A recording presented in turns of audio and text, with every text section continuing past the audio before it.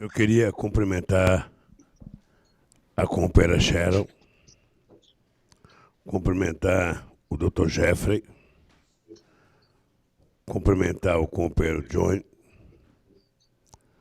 cumprimentar o companheiro Cristiano, a companheira Valesca, o João Felício e o Lisboa, que estão representando o Brasil. É dizer para vocês que é muito gratificante saber que temos amigos espalhados pelo mundo. Aqui na mesa nós temos o Wagner Sharon, que você conhece bem, o presidente da CUT Nacional. Nós temos o companheiro Marinho, que é prefeito de São Bernardo e foi presidente da CUT Nacional. Nós temos aqui os nossos advogados, o doutor Batoque, o doutor Roberto Teixeira. Nós temos algumas deputadas do PT e deputados. Temos o presidente do Sindicato dos Metalúrgicos de São Bernardo. Temos o presidente da Confederação Nacional dos Metalúrgicos. Temos o companheiro Paulo Camoto, que é o presidente do Instituto. Temos o Paulinho Vanucci, que é da Comissão de Direitos Humanos da UEA. Temos vários outros companheiros, como eu não tenho uma nominata aqui, eu não consigo lembrar de todo mundo. Eu não pensei, Sharon, em falar aqui hoje. Eu pensei em ouvir e agradecer vocês. Mas todo brasileiro e todo latino-americano, quando vem o microfone, dá uma coceira na garganta e dá vontade de falar. Então eu vou dizer umas palavras para vocês. Primeiro, o Brasil vive um momento muito grave de anomalia política. O João Felício certamente vai explicar para vocês o que tem acontecido no Brasil.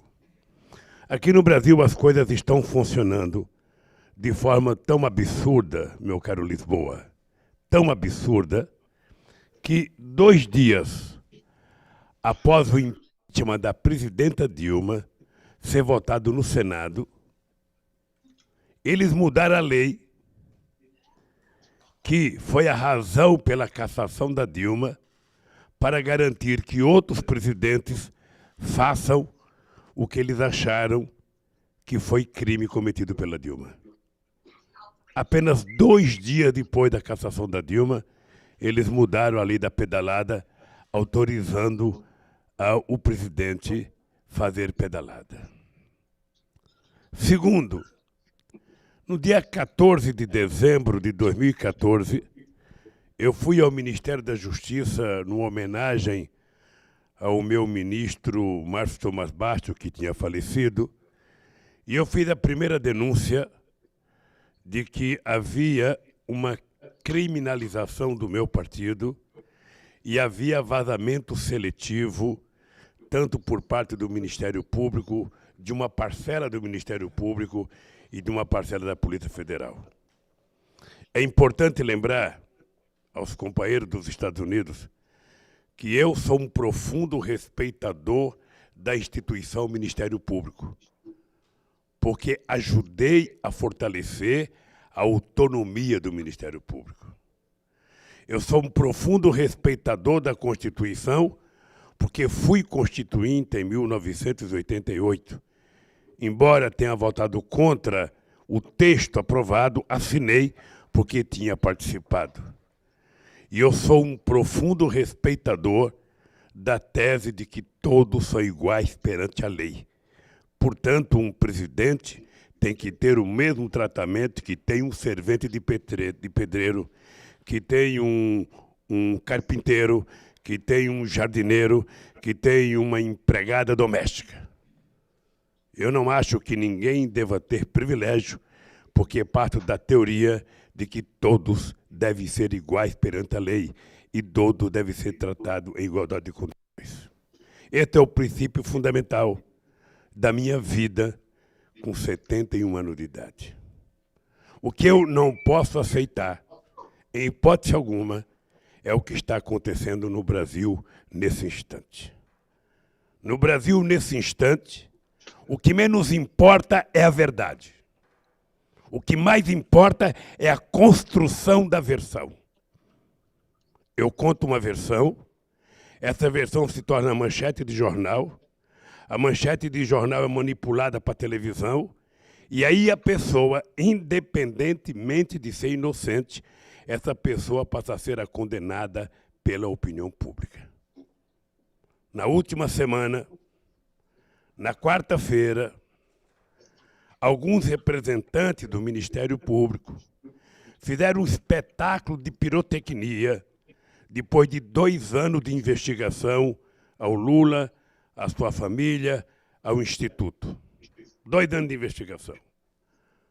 Alugaram uma sala no hotel, devem ter gasto dinheiro público para fazer o show de pirotecnia, combinado com a grande mídia brasileira, e depois de 1 hora de ilações, chegaram à conclusão de que não tinham provas para apresentar contra o Lula, mas ele tinha a convicção de que eu era o chefe de uma quadrilha que chegou ao poder em 2003. Ou seja, ninguém pode ser julgado por convicção de um promotor, por convicção de um delegado da polícia. Quem tem que ter convicção é o juiz em função da verdade que está escrita nos autos do processo. E não eu acho, eu penso, eu acredito. Para alguém ser julgado de verdade e ser condenado ou absolvido, é preciso que a gente tenha certeza do que está acontecendo. Eu poderia dizer, Sharon, que não deve ter no planeta Terra hoje nenhum cidadão mais indignado do que eu. Nenhum. Nenhum cidadão nesse mundo hoje está mais indignado do que eu. Porque as pessoas que estão fazendo esse processo, que na verdade é um conluio, é uma combinação entre alguns agentes da Polícia Federal, alguns agentes do Ministério Público e eu diria até alguns agentes da Fazenda, na perspectiva de tentar evitar que o Lula possa ser candidato. É o que eu leio todo dia, o que eu ouço todo dia. Não tenho certeza. E nem tenho convicção se é isso.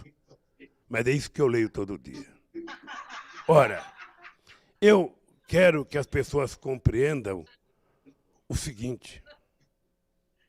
Eu fui presidente desse país.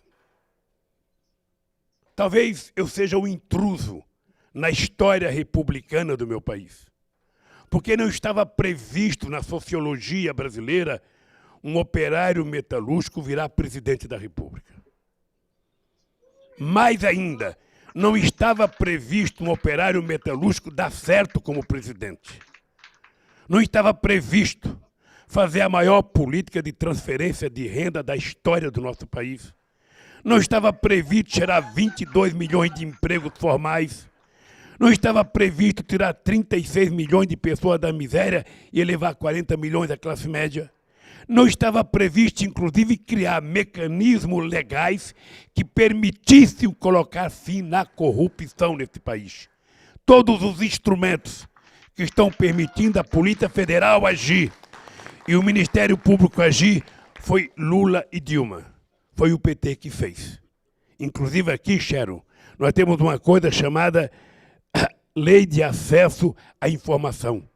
Qualquer pessoa pode saber tudo que é feito todo santo dia pela Presidenta da República. Nesse país nós temos a lei da transparência. Cada cidadão brasileiro pode saber cada centavo que é gasto e pago todo santo dia.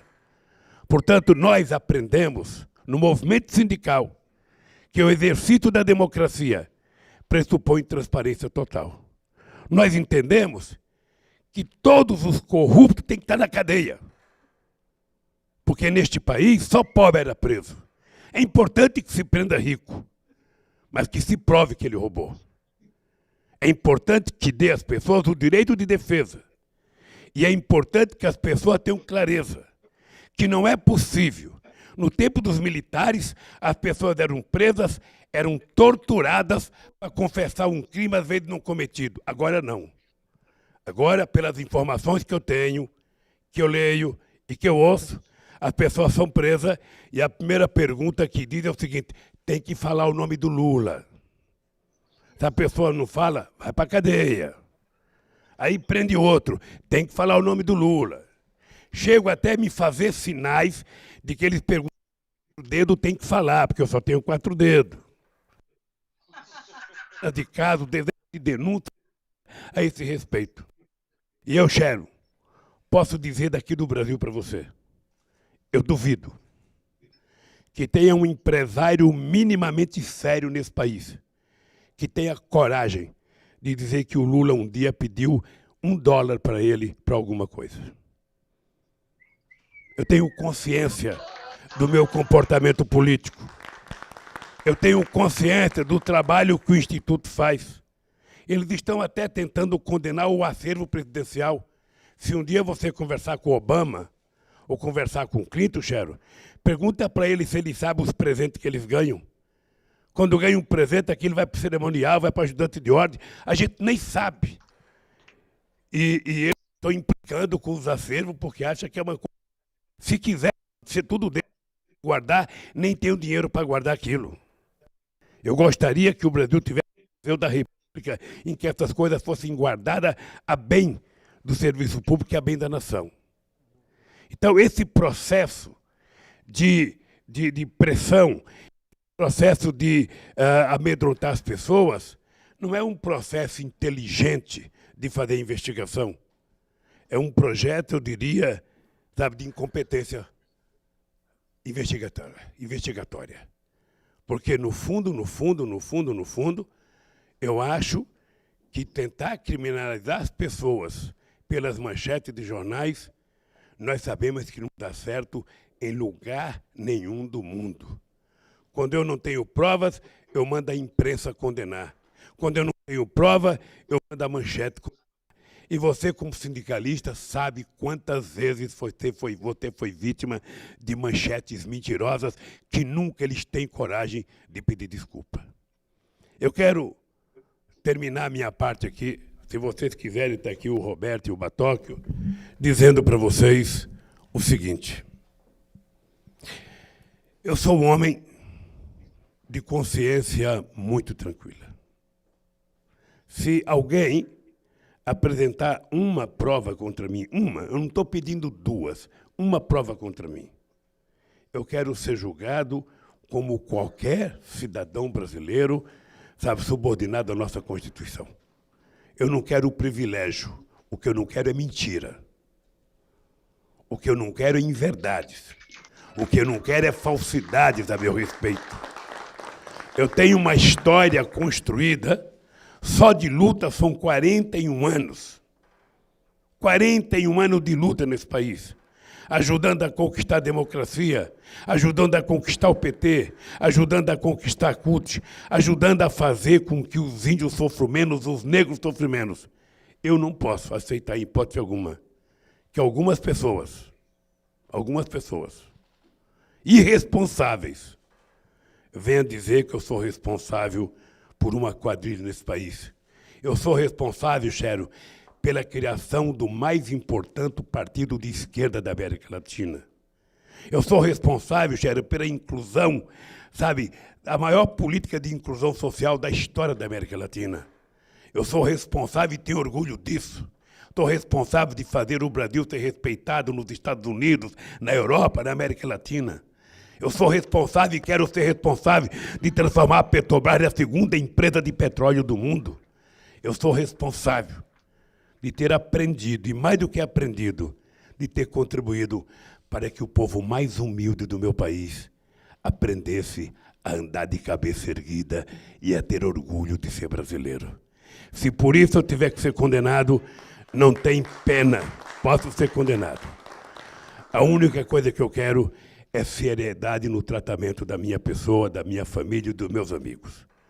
Nós não construímos a nossa luta e as nossas conquistas de graça, não. Foi com muita luta e não pode estar certo. O que está acontecendo no Brasil não me abala, apenas me motiva a andar muito mais, a falar muito mais, a gritar muito mais. O problema é para o Lula não voltar em 2018? O problema é esse? Poderiam me perguntar se eu queria votar em 2018. Agora, a verdade é essa. Eles sabem